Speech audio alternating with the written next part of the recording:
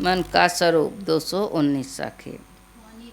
पानी ते अति पातला, धुआं ते अति झीन, पौनह ते उतावला, सो दोस्त कबीरन किन। जो पानी से अत्यंत पतला है, धुआं से बहुत बारीक है और वायु से अधिक चंचल है, ऐसे मन से जीवों ने मित्रता की। पानी, धुआं और वायु तो वस्तु है, परंतु मन कोई वस्तु नहीं है। यह देखे सुने और भोगे हुए विषयों के संस्कारों का समुच्चय है। मन क्या है? देखे सुने भोगे हुए विषयों के संस्कारों का समुच्चय मात्र है। ऊपर की साखियों में मनोवृत्ति रूपी मायालता का वर्णन है और उसी मन की सूक्ष्मता एवं चंचलता का इस साखी में दिग्दर्शन कराया गया है। मन एक ऐसा साधन है जिसके बिना कोई काम नहीं हो सकता। जैसे कुल्हाड़ी में लकड़ी का बेंट लगाकर तब लकड़ियाँ काटी जाती है, खाली कुल्हाड़ी नहीं काटता है, उसमें बिना बेंट लगाए नहीं काट सकते हैं। वैसे मन को लेकर ही मन का निग्रह किया जाता है। जैसे काम, क्रोध, लोभ, मोह, राग, द्वेष मन के आधार में उठते हैं, तो उसे भक्ति, विवेक, वैराग्य भी मन के आधार में ही रहते हैं। मन के उपस्थित हुए बिना ना बुरा काम होता है और ना भला काम। मन ना होता तो भवसागर ना होता। इस मन ने ही भवसागर बनाया है और इस मन के द्वारा ही भवसागर सुखाया जा सकता है। किसी विद्वान ने ठीक ही कहा है कि मन मनुष्य के बंधन और मोक्ष का कारण है। मन एव मनुष्याणाम कारणम बंध मोक्षयो। विषयासक्त मन मनुष्य के लिए बंधन बनाता है और निर्विषय मन बंधनों से मुक्त करता है। मन ना होता तो प्रपंच ही ना होता, यह सच है, परंतु मन है ही और उसके द्वारा रचा हुआ प्रपंच भी है ही। तो अब विवेकवान का काम है कि वह उस मन को लेकर मन के प्रपंचों को शांत कर दे। मनुष्य अविवेकवश मन की चंचलता ही में आनंद मानता है, परंतु मन की चंचलता में खुजली जैसा आनंद है जो क्षणिक है और उसके पीछे केवल जलन है। इसी प्रकार मनुष्य अपने मन को विषयों में लगाकर उसे चंचल करता है।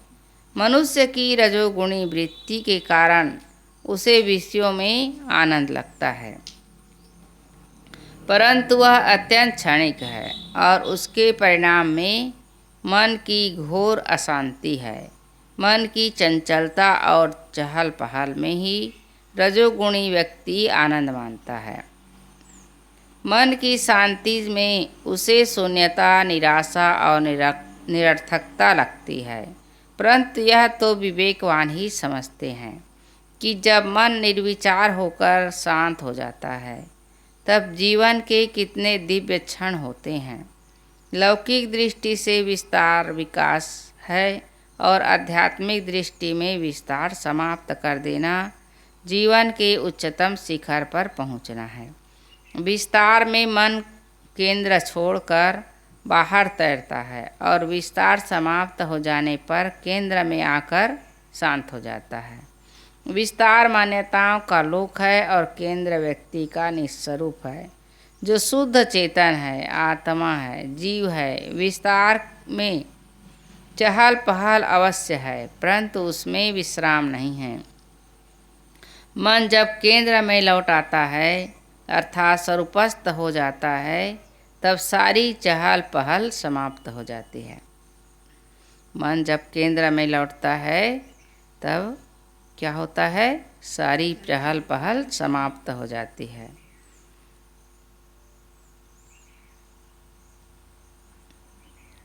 मन जब केंद्र में लौट आता है अर्थात स्वरूपस्थ हो जाता है, तब सारी चहल पहल समाप्त हो जाती है और उसे वहाँ परम विश्राम मिल जाता है। कम बेश, हानि लाभ, संयोग वियोग, शत्रु मित्र, दुख सुख अनुकूलता, प्रतिकूलता आदि सब मन के ही प्रपंच हैं। ये सारे प्रपंच ना होते तो मेरा क्या नुकसान होता। वस्तुतः इन प्रपंचों में पड़ा रहना ही अपना नुकसान है। इससे मुक्त हो जाना ही अपना सच्चा फायदा है। कैसा आश्चर्य है जीव अनादिकाल से मन के प्रपंचों में दौड़ते दौड़ते और उसमें सारी दुर्गति सहते सहते आज भी उससे नहीं थकता है।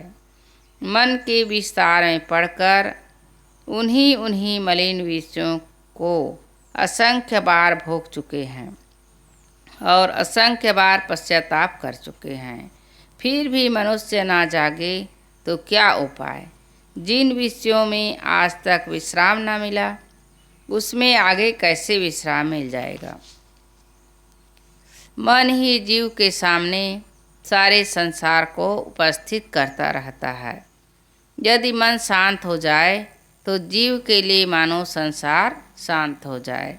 मन की गति सूक्ष्म है। वह मानो जीव को परमार्थ से घुमाकर स्वार्थ में तथा ज्ञान से हटाकर विषयों में लगा देता है। यही परंतु बिल्कुल ऐसी बात है नहीं। वस्तुतः हमारी आदतें बिगड़ी है। हम विषयों के रागी हैं, इसलिए बारंबार उसकी तरफ फिसल जाते हैं। फिसलने में मन सहायक मात्र बनता है। यदि हमें पूर्ण ज्ञान तथा विषयों से वैराग हो जाए तो मन निवृत्ति में सहायक बनेगा। रागात्मक दशा में मन जितना चंचल रहता है, पूर्ण ज्ञान वैराग्य दशा हो जाने पर मन उतना ही स्थिर हो जाता है। जो मन अज्ञान दशा में एक क्षण स्थिर नहीं होता वही ज्ञान दशा में चंचल नहीं होता। मन जब समाधि तथा शांत सुख का रस चख लेता है तब उसे विषय रस फीके एवं तुच्छ हो जाते हैं। जो मन कभी स्थिर नहीं होता था वही मन स्वरूप स्थिति की पूर्ण परिपक्वता में समाधि एवं शांति सुख से हटना नहीं चाहता। प्रशांत मन वाले साधक को अपने मन को कोच कोच कर जगाना पड़ता है, उसे व्यवहार में लगाना पड़ता है, क्योंकि ज्ञानी से ज्ञानी को भी जीवन का व्यवहार करना पड़ता है। ज्ञानी आलसी नहीं होता। आलस्य के कारण कुछ करने का मन न होना बिल्कुल अलग बात है। यह तो पतन का रास्ता है। ज्ञानी श्रमशील होता है परंतु उसका मन शांतिपरायण होता है। विवेकवान का मन गैस बत्ती में लगे हुए मेंथल के समान होता है, जो वर्तमान में प्रकाश तो देता है परंतु जल का राख हो चुका होता है। अतः वह उससे खोलकर दूसरी गैस बत्ती में नहीं लगाया जा सकता। अज्ञान दशा में मन जितना ही चंचल और पाजी रहता है, ज्ञान दशा में उतना ही शांत एवं शुद्ध हो जाता है। अतएव मन वायु के समान चंचल है, यह पढ़ सुनकर घबराने की आवश्यकता नहीं है। यह तो सामान्य स्थिति का वर्णन है। मन साधना द्वारा शुद्ध शांत एवं समाधिनिष्ठ बना लिया जा सकता है और यह सब करने में कठिनाई नहीं किंतु सरलता है। केवल सच्ची समझ तथा वैराग्य होना चाहिए। मन है और धुआं से बहुत बारीक है और वायु से अधिक चंचल है। ऐसे मन से कौन मित्रता की है? जीवों ने मनुष्यों ने सब लोग मित्रता किए इस मन से। मन जिधर कह रहा है उधर चल रहे हैं।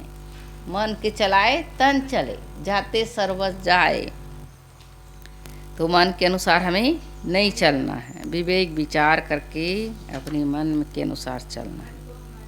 मन को अपने अनुसार चलाना है। हम मन के अनुसार नहीं चलेंगे।